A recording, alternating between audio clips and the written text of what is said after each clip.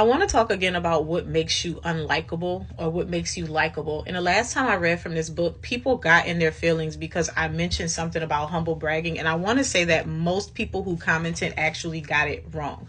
Humble bragging is not the same thing as talking about yourself or being proud of your accomplishments. Humble bragging is trying to dryly bring it up without bringing it up. Out with it. Just say it if you want to say it. You don't have to dance around it and try to present something so that other people can ask you questions about it. If you want to say it, okay?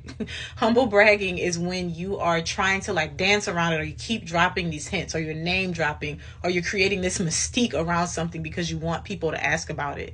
If you're proud because you did something, say that you're proud because you did that thing, but don't keep dropping little hints so that people will ask about it. I did want to clarify that because that still makes me think like this was very, very long ago, not very, very long ago, but a few months ago that we read this. And so I read what makes you unlikable, but I don't think I ever read the section on what makes you likable. And again, this is not to make you a manipulative person. This is just to help you to enhance the personality that God already gave you. Okay. So the first thing that makes you likable is asking a lot of questions. Likable people ask lots of questions. The biggest mistake most people make when it comes to listening is that they're so focused on what they're going to say next or how what the other person is saying is going to affect them that they fail to hear what's being said. The words come through loud and clear, but the meaning is lost. A simple way to avoid this is to ask a lot of questions.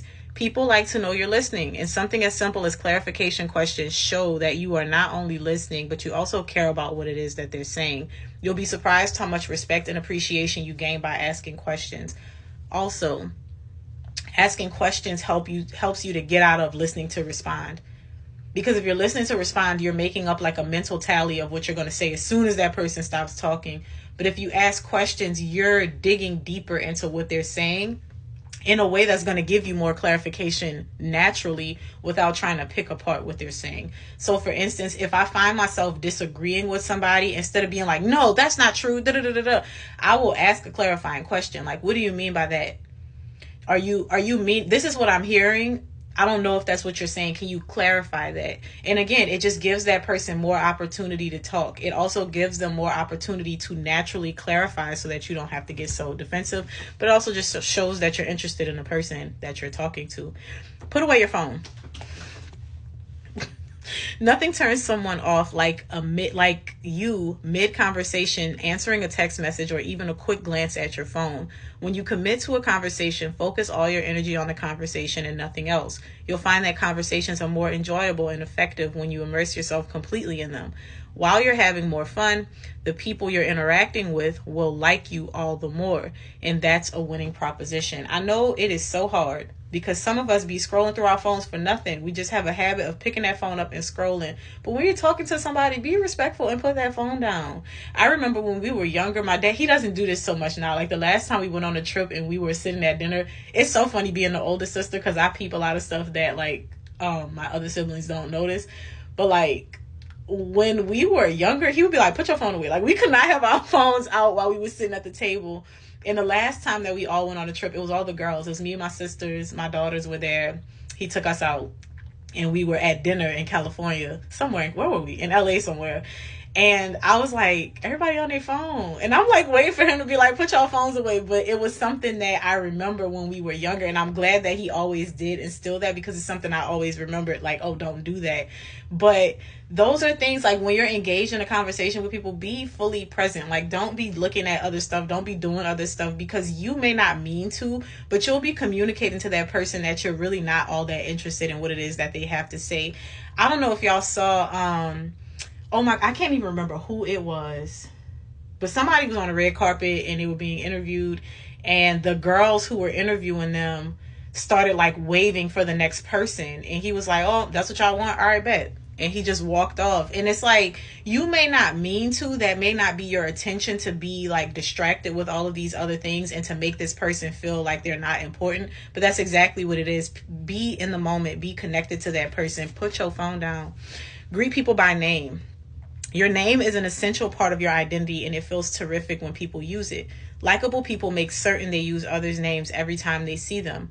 However, you shouldn't use someone's name only when you greet them. Research shows that people feel validated when the person they're speaking with refers to them by name during a conversation. If you're great with faces but struggle with names, have fun with it and make a game out of remembering people's names.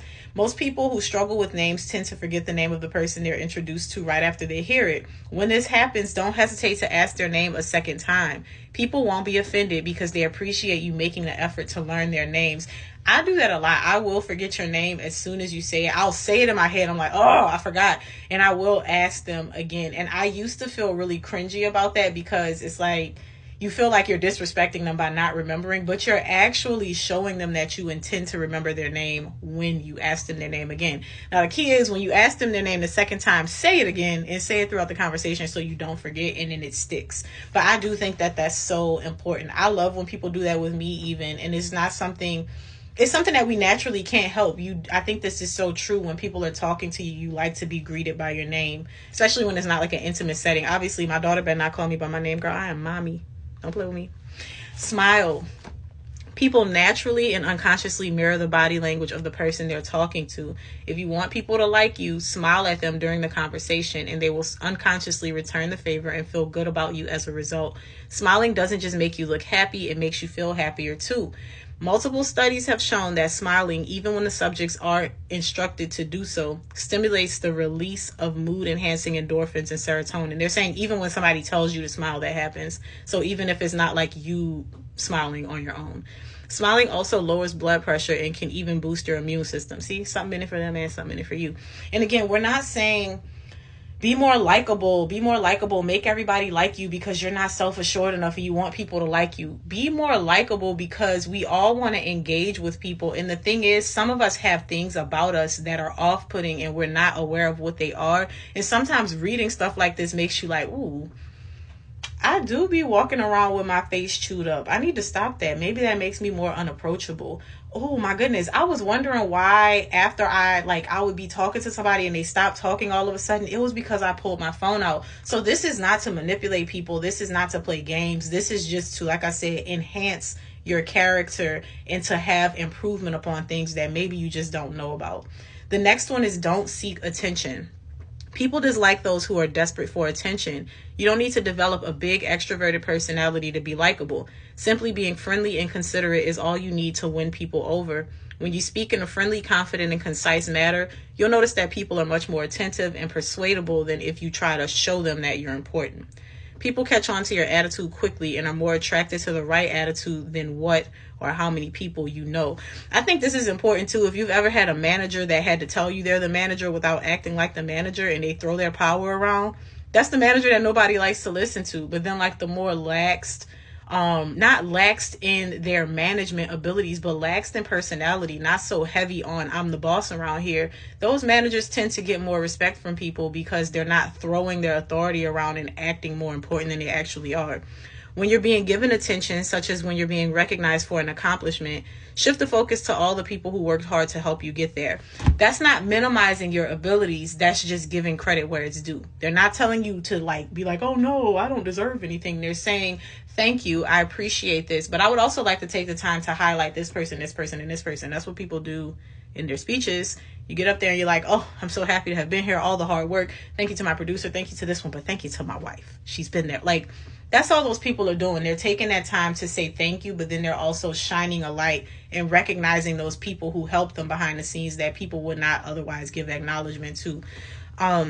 This may sound cliched, but if it's genuine, the fact that you pay attention to others and appreciate their help shows that you're appreciative and humble. Two adjectives that are closely tied to likability. And humble has nothing to do with beating yourself down to being nothing and saying that you're not important. Humility is just not overhyping yourself in situations. You can be exactly who you are and be confident in who you are and still be a humble person.